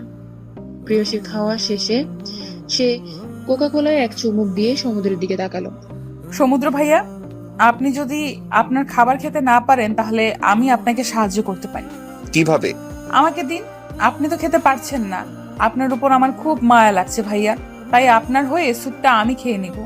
না হলে এই কিউট চিকেন স্যুপ আপনাকে অভিশাপ দিবে। তুই খেতে পারবি? আই মিন তোর পেটুতে জায়গা আছে? না তো, কিন্তু আমি এখন স্যুপ না খেলে স্যুপটা কান্না করবে। আচ্ছা নে খা। সমুদ্র বোকার মতো দেখেই যাচ্ছে প্রিয়কে। স্যুপ নাকি অভিশাপ দিবে, কান্না করবে, আবার স্যুপ কিউটও হয়, আর কত কি শোনা লাগবে। সমুদ্র নিশ্চিত পাগল হয়ে যাবে এই মেয়ের সাথে আর কিছুক্ষণ থাকলে। প্রেয়সী খাবার শেষ করে ঢেকুর তুলল। ইয়াক, এসব কোন ধরনের কাজ প্রিয়? তোর ভাইয়া চিল করো তো। এখন শিকদার বাড়িতে সামাইরার আরেক নাম হচ্ছে সুমাইয়া। আফিয়া শিকদার বললেন, সুমাইয়া, এই সুমাইয়া, কোথায় তুই? এই যে খালা, আমি এখানে। তোকে কি এই বাসায় এনেছি ঢ্যাং ঢ্যাং করে ঘুরতে আর সারাদিন বাড়ির বাইরে থাকতে? আমি কি করব বলো, তোমার বড় ছেলে আমাকে পাত্তাই দেয় না। এত চেষ্টা করি। লজ্জা লাগে না এসব বলতে? মেয়ে মানুষ কেন হয়েছিস? একটা ছেলেকে নিজের দিকে টানতে পারিস না? আমার দিকে তাকাই না তোমার ছেলে। যাই হোক, আয়ান ভাইয়ের প্ল্যান কি খালা, কিছু জানো? আমার প্ল্যান জানার মতো যোগ্যতা আর বয়স এখনো হয় নাই তোর। নিজের চরকায় তেল দে। সুমাইয়া আর মিসেস আফিয়া শিকদারের কথার মধ্যে আয়ান রুমে ঢুকে এই কথার জবাব দিল। তুমি চুপ থাকো আয়ান, বড় বড় লেকচার দিও না। বিয়ে ওই ফকিন্নির বাচ্চাকে করেছো, লজ্জা লাগে না? রওনাককে বিয়ে করলেও তো এই বাড়ির বাকি অর্ধেক সম্পত্তি তুমি পেতে।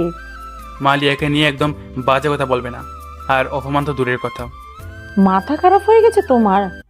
কি আছে কি ওই লিয়ার মাঝে? লিয়াকে আমি ভালোবাসি, এ নিয়ে আর কোনো কথা হবে না। আর বাকি রইল রৌনক। রৌনককেও আমি বিয়ে করব। ওরা 2 বান্ধবী 2 সতীনের হয়ে থাকবে। ওই সম্পত্তিকে বলে আমার, আর আমার হবে। তুমি বলবে আর রওনাক তোমাকে নাচতে নাচতে বিয়ে করে নেবে, তাই না? কেন নিবে না? ও আমার ভালোবাসার অন্ধমা। দেখলে না আমার পাশে লিয়াকে দেখে সুইসাইডের চেষ্টা করছিল। হ্যাঁ, আমার সব মনে আছে। শুরু থেকে একটা কথা বলে যাচ্ছি আমি তোমাকে, সমুদ্র বড় ভাই হয় তোমার, ওকে হিংসা করো না। অর্ধেক সম্পত্তি ওকে দিয়েছি তো কি হয়েছে? রওনাককে বিয়ে করে বাকি অর্ধেক তুমি নিজের নামে করে নাও। সমুদ্র সমুদ্র আর সমুদ্র কেউ সব আদর সম্মান ভালোবাসা ও কেন পাবে মা? বাবার আদরের বাড়ি, সবার চোখের মণি এক সমুদ্র কেন হবে? তুমিও আমার সমুদ্রকে ভালোবাসো কেন হতো? চুপ আয়ান, এই কথা আমি তোমার মুখে শুনবো না। সমুদ্র আমার ছেলে আর ও তোমার বড় ভাই, মাথায় রাখবে। আয়ান রাগে দরজায় লাথি মেরে রুম থেকে বের হয়ে যায়। সুমাইয়া ওর খালাকে বলে, খালা, লিয়া তোমার ছেলেকে দেখো, তাবিজ করেছে। তুমি কিভাবে মেনে নিচ্ছ? না মেনে উপায় নেই। আয়ান বড্ড জেদি সমু, ওকে সামলানো দায়। লিয়ার বাচ্চা একমাত্র ভরসা এখন আমাদের। তুই যেভাবেই হোক যা করতে হয় কর, সমুদ্রকে প্রেমের জালে ফেল। প্রিয়সী এত এত খাবার খেয়ে আর উঠে দাঁড়াতে পারছে না। সমুদ্র এবার প্রিয়সীকে ভয় দেখানোর বুদ্ধি বের করলো। এত এত খাবার যে খেলি, তোর কাছে টাকা আছে প্রিয়, বিল কিভাবে দিবি? প্রিয়সীও ভাবনায় পড়ে গেল, সে তো টাকা আনে নাই। এখন সে সমুদ্রের দিকে অসহায় ভাবে তাকায়। আমার দিকে তাকাবি না, আমি এত টাকা দিতে পারবো না। এত কিপটামি করেন কেন? দিয়ে দেন না, বাসায় গিয়ে আম্মুর থেকে নিয়ে আপনাকে দিয়ে দিব। দিতে পারি, আমার একটা শর্ত আছে। আচ্ছা, আমি আপনার সব শর্ত মানতে রাজি ভাইয়া। সমুদ্র রওনাককে নিয়ে নদীর পাড়ে ঘুরতে যায়। সুরেশ্বর নদীর পাড়টা আসলে খুব সুন্দর। একটা নতুন ক্যাফের কাজ চলছে পাশে। দেখতে খুব সুন্দর লাগছে। টিন আর কাঠ দিয়ে বানানো হচ্ছে ক্যাফে হাউসটি। জায়গাটা খুব সুন্দর সমুদ্র ভাইয়া। আমাকে কি আপনি এই ক্যাফেতে যখন পুরো তৈরি হয়ে যাবে তখন আবার নিয়ে আসবেন? জায়গাটা কি তোর খুব বেশি পছন্দ হয়েছে প্রিয়? হ্যাঁ দেখেন কি বাতাস, সামনে নদী কি শান্ত। আচ্ছা আমি ওখানে গিয়ে নিচে নেমে পানিতে পা ডুবাই? না, দরকার নেই, পড়ে যাবে তুই। না দেখেন ওই যে কত মানুষ নিচে নেমে কাজ করছে, তাদের তো কিছু হচ্ছে না। আমার সাথে বেশি তর্কের দরকার নাই, চল। তুই না ফুচকা খাবি? হ্যাঁ খাওয়াবেন? আমার কাছে তো কোনো টাকা নাই, আমি দিতে পারবো না। দেওয়া লাগবে না, চল বাইরে দেখি কোথাও ফুচকা পাওয়া যায় নাকি। সন্ধ্যা ঘনিয়ে এলো, প্রিয়সী আর সমুদ্র বাড়ি ফিরল। বাড়িতে সমুদ্রের সাথে প্রিয়সীকে ঢুকতে দেখি আয়ান রেগে হাত মুষ্টিবদ্ধ করে ফেলে। দ্রুত সে সেখান থেকেই সরে যায় যাতে সমুদ্র আর প্রিয়সী ওকে না দেখতে পায়। সমুদ্র চলে গেল নিজের রুমে। প্রেয়সীকে তার রুমে যেতে বলে আয়নের রুম পাস করে যাওয়া লাগে। আয়নের রুমের সামনে দিয়ে যাওয়ার সময় প্রেয়সীকে টেনে দেওয়ালের সাথে চেপে ধরে রাখে। থতমত খেয়ে যায় প্রেয়সী। আয়নের এসব কাজে সে কিছুই বুঝতে পারছে না। আমাকে এইভাবে টেনে নিয়ে আসার মানে কি? বাহ রৌনক, তোর এই রাগে রাগে আওয়াজ তো আমার সেই লাগে। মজা করছেন আমার সাথে আয়ান ভাইয়া? আমার হাত ছাড়ুন। আমার প্রতি ভালোবাসা 2 দিনের মধ্যেই শেষ? বাহ, আজ আবার আমার বড় ভাইয়ের সাথে? ভালোবাসা শব্দটা অন্তত আপনার সাথে যায় না। আপনার স্ত্রী ঘরে আছে, আপনার এরকম কাজ শোভা পায় না। আর এসব নোংরা কথা আমাকে বললে ভালো হবে না। প্রেয়সী আয়নকে এক প্রকার ধাক্কা মেরে সরিয়ে রাগে হনহন করতে করতে নিজের রুমে চলে গেল। কেমন সারা শরীর রীতিমতো ঘিন ঘিন করছে তার। ওয়াশরুমে জামা কাপড় নিয়ে চলে গেল। আয়ান নিজের রুমে যাওয়ার জন্য পিছু ফিরে তাকিয়ে দেখে লিয়া দাঁড়িয়ে আছে। লিয়া আয়ানকে তাকাতে দেখে আবার নিজের রুমে চলে গেল। শোনো, যা জানো চুপচাপ থাকো। রাফিনকে দেখে কি তার প্রতি পীড়িত উতলে উতলে পড়ছে? আমাকে নিজের মতো চরিত্রহীন ভাবছেন মিস্টার সিকদার? মুখ সামলিয়ে কথা বলে লিয়া। ওহ প্লিজ শাট আপ। আপনার মুখে এসব কথা মানায় না। আপনি নিজের ক্যারেক্টার সামলান, আর কিছুদিন পর সন্তানের বাবা হবেন। ভেবে দেখছেন এমন চেহারা নিয়ে সন্তানের সামনে কিভাবে দাঁড়াবেন? তুমি তোমার সীমা ছাড়িয়ে যাচ্ছ লিয়া। আমাকে রাগিও না, ফল ভালো হবে না। যা খারাপ করার আমার সাথে তো আপনি করেই ফেলেছেন, আর কি করবেন?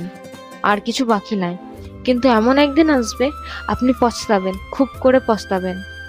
আয়ান সোজা খাটে গিয়ে শুয়ে পড়ল। এখন নিজের রাগ কন্ট্রোল করা লাগবে। লিয়ার সাথে তর্কে জড়িয়ে তাকে উত্তেজিত করলে বাচ্চার ক্ষতি হবে। লিয়া সোফায় বসে কান্না করতে লাগলো। এভাবে কারো জীবন চলতে পারে না। প্রেয়সী গোসল সেরে এসে কম্বল জড়িয়ে বসলো। শীত লাগছে তার। এই বাড়ি থেকে যেতে পারলে বাঁচে সে, কিন্তু বড় আব্বু তো যাওয়ার পারমিশন দিল না। কিছু একটা করতে হবে, এভাবে চলতে পারে না সবকিছু। এক বাসায় এই জঘন্য লোকের সাথে থাকা যায় না। লিয়া উঠে ধীরে ধীরে সমুদ্রের রুমে গেল। লিয়াকে এই সময় নিজের রুমে দেখে আশ্চর্য হয়ে গেল সমুদ্র। কি ব্যাপার লিয়া, কিছু হয়েছে? না ভাইয়া, কিছু হয় নাই। তাহলে এই সময় তুমি আমার রুমে? আমি কিছু কথা বলতে চাই আপনাকে ভাইয়া। আচ্ছা বলো। ভাইয়া, আমি আয়ানকে ডিভোর্স দিতে চাই। আমি ওর সাথে আর থাকতে পারছি না, আর আমি আয়ানকে এসব কথা বলার সাহসও পাচ্ছি না। আয়ান আমার মা আর ভাইকে নিজের কাছে আটকিয়ে রেখেছে। দেখো লিয়া, ডিভোর্স সবকিছু সমাধান না। ভেবে দেখো, এখন তুমি একা না। বাবুরে তো আয়ান তোমাকে দিবে না। সেও এই বাচ্চার বাবা, সে তো তার অধিকার ছাড়বে না। আমি কিছু জানি না ভাইয়া, আপনি কিছু একটা করুন। আপনার মা আর ভাই আমাদের নিয়ে সেই খেলা শুরু করেছে তো অনেক ভয়ঙ্কর। উনি আয়ানের সাথে আবরারের প্রেয়সীর বিয়ে দিতে চাচ্ছেন, আর আয়ানও রাজি। আমার জীবন যেভাবে নষ্ট হলো, আমি চাই না আমার বেস্ট ফ্রেন্ডের জীবনটাও ও এইভাবেই নষ্ট হোক। আয়ান অনেক ভয়ঙ্কর ভাইয়া। নিজের উদ্দেশ্য হাসিল করতে কাউকে মেরে ফেলতেও দুবার ভাববে না। সমুদ্র অবাক হয়ে তাকিয়ে আছে লিয়ার দিকে। মেয়েটা নিশ্চুপ কান্না করে যাচ্ছে। হেঁচকে উঠে গেছে তার। সমুদ্র বেশি অবাক হলো তার মায়ের কথা শুনে। শিখি ঠিক শুনেছে, তার মা এমন জঘন্য কোনো কাজ করতে পারে? শান্ত হও লিয়া, তোমার এই অবস্থা এমন অস্থির মানায় না। এক কাজ করো, গিয়ে রেস্ট নাও, আমি দেখছি কি করা যায়। লিয়া সমুদ্রের কথায় বর্ষা ফেলো। সমুদ্রের মাথা কাজ করছে না, কি করবে। উঠে সে তার বাবার মায়ের কাছে গেল। আম্মু আসবো? হ্যাঁ বাবা, আয় তুই। তোর কি পারমিশন নেওয়া লাগে? আমি কিছু কথা বলতে চাচ্ছি বাবা তোমাদের। হ্যাঁ বল। শুনো, আয়ানের বিয়ে হয়েছে। কয়েকদিন পর এই বাড়িতে নতুন একজন আসবে, তাই না? আমি চাচ্ছিলাম ব্যবসার সব ভার তুমি আয়ানের উপর ছেড়ে দিয়ে রেস্ট করো। কি বলতে চাচ্ছিস তুই বাবা? আর এই সম্পত্তির অর্ধেক মালিক তুই। আমার নামের সব সম্পত্তি আমি আগেই তোকে দিয়ে দিয়েছি। এইটাই তো অন্যায় করেছো তুমি বাবা। আমার কথায় কষ্ট পেও না বাবা। আমি যেমন তোমার সন্তান, আয়ানও ঠিক তেমন। তাহলে আমাদের দুজনকে তোমার সমান চোখে দেখা উচিত। তুমি কিভাবে তোমার নামের সব আমাকে দিয়ে দিলে? আয়ান কি পেয়েছে বাবা? ওর অধিকার আছে। শিকদার বাড়ির একমাত্র বংশধর তুই সমুদ্র, আর এই শিকদার বাড়ির রক্ত হিসেবে তোর পাওয়ার কথা। তাহলে বাবা, আজ আমারও বলার কথা, আয়ান যেমন তোমার ছেলে না, তেমন আমিও তো আম্মুর ছেলে না। সেই হিসেবে আম্মুরও আমাকে লালন পালন করা উচিত হয় নাই। আমাকে সে আয়ানের থেকে বেশি ভালোবাসা দিয়েছে, এটাও তার উচিত হয় নাই। তোমার ভাবনা আর কাজের জন্য আয়ানের এই অবস্থা। সমুদ্র, তুই তোর বাবার সাথে এভাবে কথা বলবি না। ওনার যা ভালো মনে হয়েছে তিনি তাই করেছে, এইসব বলার কোনো মানে নাই। কিভাবে বাদ দিব আম্মু? তুমি আমাকে কোনো স্বার্থ ছাড়াই ভালোবেসে গেলে, আর আব্বু কেন পারলো না আয়ানকে আমার মতো করে দেখতে? ছোট থেকে সব আমি পেয়েছি, আয়ান কিছু পাই নাই। বাবা তার খোঁজও রাখে নাই। আফিয়া শিকদার কান্না করছে। সে যেমন হোক সমুদ্রকে সে অনেক ভালোবাসে। সমুদ্রের জন্য তার ভালোবাসা আদর স্নেহ কম ছিল না, কিন্তু তার বাবা আয়ানের প্রতি সে সমান দায়িত্ব পালন করতে পারে নাই। আজ এত সব কিছুর জন্য দায়ী একমাত্র সমুদ্রের বাবা। সে যদি আয়ানকে সমুদ্রের মতো ভালোবাসা দিত, তাহলে আয়ানের মনে সমুদ্রের প্রতি এত তিক্ততা এসে জমা হতো না। সবকিছুর লিমিট থাকে। ছোটবেলা থেকে আয়ানের প্রতি এমন ব্যবহার করায় তার মন বিষিয়ে গেছে, তাই তো সমুদ্রকে ঘৃণা করে। আমার কথায় কষ্ট পেয়ে থাকলে ক্ষমা করে দিও, কিন্তু এটাই। তোর কথা ভুল নয় সমুদ্র, আমি অন্যায় করেছি, তাই আয়ান এমন হয়েছে। তুই যা ভালো মনে করিস তাই কর। দরকার নাই সমুদ্র, তোমার নামে যা আছে তোমার থাকুক, আয়ানকে দিতে হবে না। আমি তোমাকে আয়ানের থেকেও বেশি ভালোবাসি। আমি জানি আম্মু তুমি আমাকে ভালোবাসো, আমিও তোমাকে অনেক ভালোবাসি। এই সম্মতির জন্যই না তুমি আমার প্রিয়সীকে আমার থেকে আলাদা করে আয়ানের সাথে বিয়ে দিতে যাও, যাতে আয়ান ওর ভাগের সম্পত্তি পায়। আমার প্রিয়সী কে হলেই হবে, আর কিছু চাই না। রাতে উকিল আসবে, তোমরা উপস্থিত থেকো ঠিক সময়ে। আমি আসি। সমুদ্র যাওয়ার পথে তাকিয়ে থাকে তার বাবা মা। তাদের দুজনের মনেই আজ পাহাড় সমান অপরাধবোধ, দুজন সমান অপরাধী। শিকদার বাড়ির প্রতিটা মেম্বার আজ ড্রয়িং রুমে উপস্থিত। প্রেগনেন্ট লিয়াও সেখানে এসে দাঁড়ায়। তা দেখে প্রিয়সী উঠে দাঁড়িয়ে তাকে বসতে দেয়। আমাদের আজ এখানে ডাকার কারণ কি সমুদ্র, আমাদের বলবে? হ্যাঁ অবশ্যই চাচ্চু, জানাবো। আশা করি আপনি আমাকে বিশ্বাস করেন। তোকে বিশ্বাস করবো না তো আর কাকে করবো বাবা? তাহলে বসে একটু অপেক্ষা করো। প্রেয়সীর বাবা আর সমুদ্রের কথোপকথনে আয়ান বিরক্ত হচ্ছে। আয়ান চেয়েও কিছু বলতে পারছে না। কি এমন কাজ যে সবাই চুপচাপ আছে? তখনই একজন উকিল বাড়িতে আসলো। সরি সমুদ্র, আমার আসতে একটু লেট হয়ে গেল। ইটস ওকে মিস্টার মিনহাজ, এবার আপনার যা কাজ করার তা শুরু করুন। সব রেডি করাই আছে, শুধু আপনাদের সাইন করলেই হবে। প্রেয়সী এতক্ষণ চুপচাপ থাকলেও এবার জিজ্ঞেস করলো, এসব কিসের কাগজপত্র? আর সবাই সাইন বা কেন করবে? এটা আমার নামের সম্পত্তির কাগজ। আমার নামে যা যা বাবা দিয়েছেন, আজ আমি তার সবকিছু আয়নের নামে দিয়ে দিচ্ছি। সমুদ্রের কথায় ওর বাবা মা বাদে পরিবারের সবাই আশ্চর্য হয়ে গেল।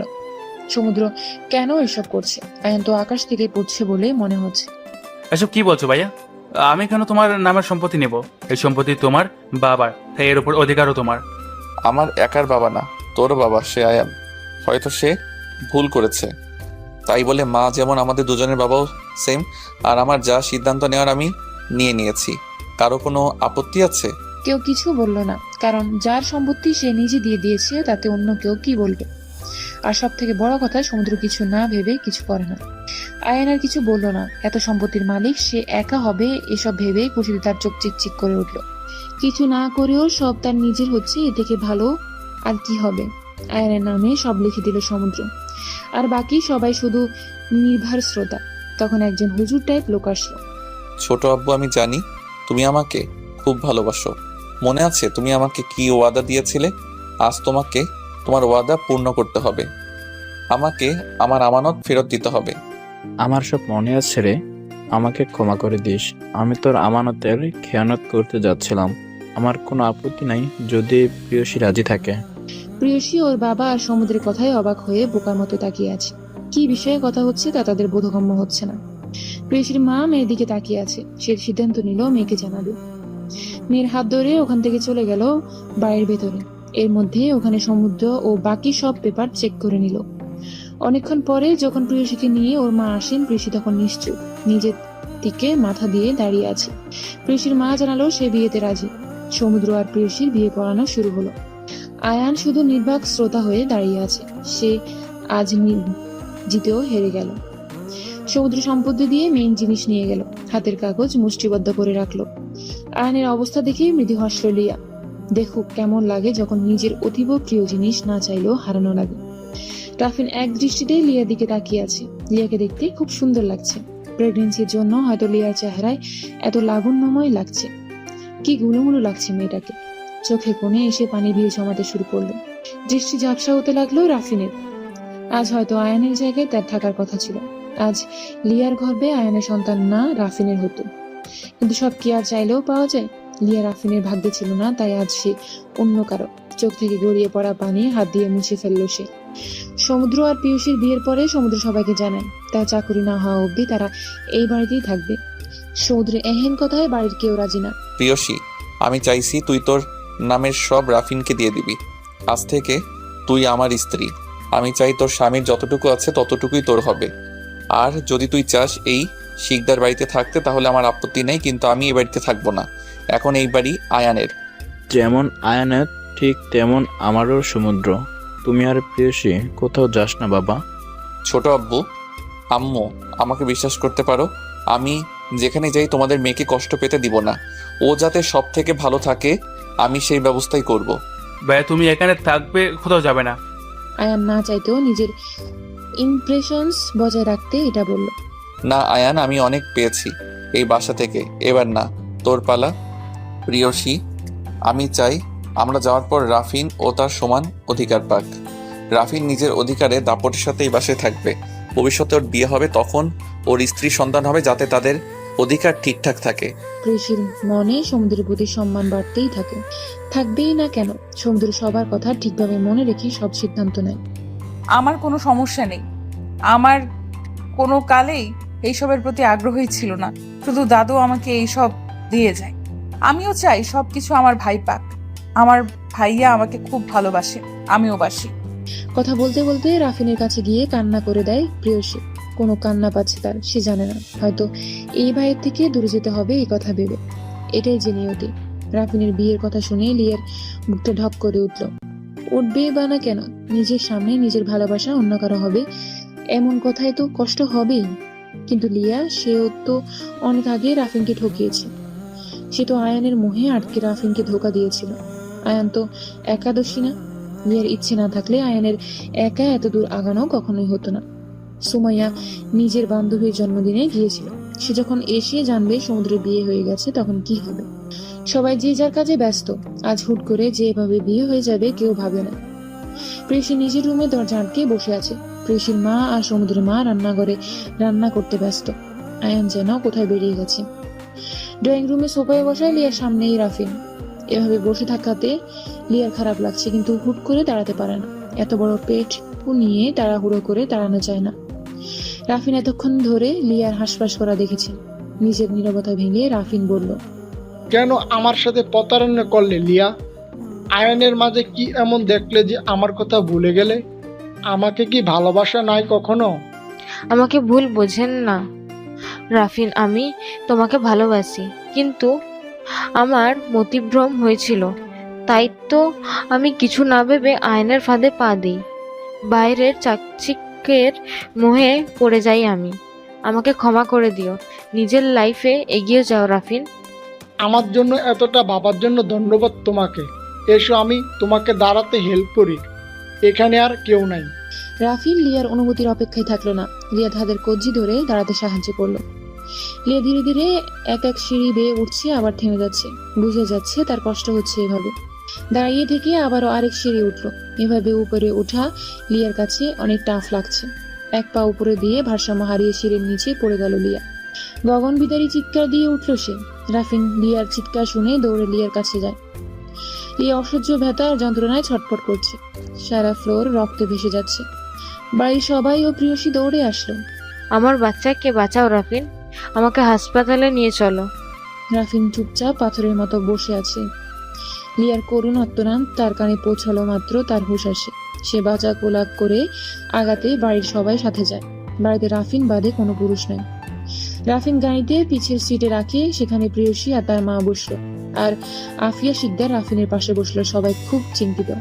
আফিয়া শিকদার যতই লিয়াকে অপছন্দ করুক না কেন, লিয়ার অবস্থা তেমন ভালো না। লিয়া চোখ খোল, আর একটু কষ্ট কর, আমরা হসপিটালে যাচ্ছি, প্লিজ চোখ খুলে রাখ। আমি আর পাচ্ছি না রনু, আমার মনে হয় আর বাঁচবো না, কিন্তু আমার বাচ্চাটাকে বাঁচা প্লিজ। কিছু হবে না তোর আর বেবির, আল্লাহকে ডাক লিয়া। কথা বলতে বলতে তারা হাসপাতালে চলে গেল। প্রেয়সীর মা সবাইকে ফোন দিয়ে খবর জানানো, শুধু সমুদ্র আর আয়ানকে ফোনে তারা পায় না। লিয়াকে ওটিতে নিয়ে যাওয়া হয়েছে, রক্ত লাগবে তা আফিয়া শিকদার দিবে বলে ঠিক করেছে। লিয়ার অবস্থা তেমন ভালো না, সিজার করতে হবে তার। সবাই চুপচাপ বসে বসে আল্লাহকে স্মরণ করে যাচ্ছে। ঘন্টা খানিকের মধ্যে সমুদ্রের বাবা আর প্রেয়সীর বাবাও সেখানে উপস্থিত হয়। নার্স একটা বাবুকে কোলে নিয়ে আসি, লিয়ার ছেলে বাবু হয়েছে। তবে উপর থেকে বড়ায় বাচ্চাটা মাথায় ভালোই চোট পেয়েছে, তাই তাকে শিশু ওয়ার্ডে ভর্তি করে রেখেছে। লিয়ার এখনো জ্ঞান ফিরে নাই। আয়ান আর সমুদ্র হাসপাতালে চলে এসেছে। আয়নের চোখ ফোলা, নিবি কেঁদেছে, তাই হন্তদন্ত হয়ে কেবিনে ঢুকে পড়ল সে। লিয়ার পাশে বসে তার হাত ধরে কেঁদেই যাচ্ছে। আয়নের মতো মানুষ ভালোবাসতে জানে, তাকে বিশ্বাস হয়? স্ত্রীর এমন অবস্থায় সে যে ভেঙে পড়েছে। মা, ও মা, আমার বেবি কেমন আছে? হ্যাঁ লিয়া, চোখ করছে না কেন মা? ওরে তাকাতে বলো, দেখো আমার বুকটা খালি খালি লাগছে। কাঁদে না আয়ান, লিয়া ঠিক আছে। আর তোর ছেলে বাবু হয়েছে, ওর একটু সমস্যা, এই জন্য ওকে চেক আপের জন্য রাখা হয়েছে বাবা। সব আমার দোষ, আমি কেন লিয়াকে একা ফেলে গেলাম? আজ আমি থাকলে তো এটা হতো না আম্মু, আমি অনেক খারাপ আম্মু। আল্লাহ আমাকে এভাবে শাস্তি কেন দিল? আমার বাচ্চাটা তো দোষ ছিল না কোনো, কেন এভাবে কষ্ট পাচ্ছে ও? আয়নের আহাজারি দিয়ে সবার মন খারাপ করে দিচ্ছে। আয়ন যতই খারাপ হোক না কেন, এমনটা কারোর মানার যোগ্য না। প্রেয়সী আর সমুদ্র এক জায়গায় বসেছিল। আপনি বাবুকে দেখবেন? হ্যাঁ আমি দেখবো, তুমি দেখছো? না, চলেন দেখে আসি। প্রেয়সী আর সমুদ্র চলে গেল বাবুকে দেখতে। বাবুটা কত ছোট্ট আল্লাহ! সময়ের আগে দুনিয়াতে আসায় এখনো অনেক উইক দেখা যাচ্ছে বাবুকে। দেখতে দেখতেই 16 দিন চলে গেছে। আয়ান, সমুদ্র আর প্রেয়সী একদিন হাসপাতালে ছিল। আয়ান একদিন অনেক শান্ত ছিল, কারোর সাথে বেশি কথা বলে নাই। এমনি লিয়ারও। লিয়া আয়ানের প্রতি আবারও দুর্বল হয়ে পড়েছে। আয়ানের এমন কেয়ারিং, কান্না সবকিছুর জন্য। বাচ্চাকে কোলে নিয়ে আয়ানের সে কি কান্না! প্রতিটা মানুষ খারাপ হতে পারে, কিন্তু কোনো বাবা খারাপ হয় না। সন্তানের প্রতি ভালোবাসাও মিথ্যে হয় না, তা আয়ানকে দেখলেই বোঝা যায়। আজকে সবাই লিয়া আর ওর বাচ্চাকে নিয়ে শিকদার বাড়ি যাবে। বাচ্চার নাম রাখা সাধারণত 7 দিনের দিন করে, বাবু অসুস্থ থাকায় 21 দিন করবে বলে সবাই ঠিক করেছে। শিকদার বাড়িতে নতুন অতিথির আগমন আবারও খুশিতে ভরে উঠেছে। প্রেয়সী লিয়ার সাথে কোনো কথা না বললেও সারাদিন বাচ্চাটার সাথে খুব দুষ্টামি করে। আকিকার সব আয়োজন আয়ান আর সমুদ্র মিলেমিশে করছে। বাড়ির সবার এটা দেখে খুব ভালো লাগছে। অবশেষে 2 ভাইয়ের মধ্যে ঝামেলার অবসান ঘটতে চলেছে। এত খুশির মধ্যেও সব থেকে খারাপ আছে সুমাইয়া। এই খুশি যেন তার 2 চোখের বিষ। প্রেয়সীর প্রতি সমুদ্রের ভালোবাসা, কেয়ার দেখে জ্বলে পুড়ে মরছে সে। অবশেষে নাম রাখার অনুষ্ঠানে বাচ্চার নাম রাখা হলো লিয়ান শিকদার। নামটা অবশ্য প্রেয়সীর রাখা। আয়ান আর লিয়ার নামের সাথে মিলিয়ে রাখা হয়। সব অনুষ্ঠান শেষে প্রেয়সী আর সমুদ্র ঘুরতে যাবে বলে ঠিক করে রাখে। প্ল্যান অনুযায়ী তারা বেরিয়ে যায়। প্রিয়, আমাকে বিয়ে করে কি তোর কোনো আফসোস হয়? আফসোস কেন হবে আমার? আপনার মতো কাউকে পেয়েছি, সেটাই আমার ভাগ্য। তুই যে আমাকে ভালোবাসিস না প্রিয়সী, আমি তো চাই প্রিয়সীর ভালোবাসায় ভেসে যেতে। কে বলেছে আপনাকে সমুদ্রের যে প্রেয়সী আপনাকে ভালোবাসে না? কই, প্রিয়সী তো কখনোই আমাকে বলে নাই সে আমাকে ভালোবাসে। সমুদ্র যে মজা করছে তা তার এক্সপ্রেশন দেখে বুঝে গেল প্রেয়সী। আমি মজা করছি না।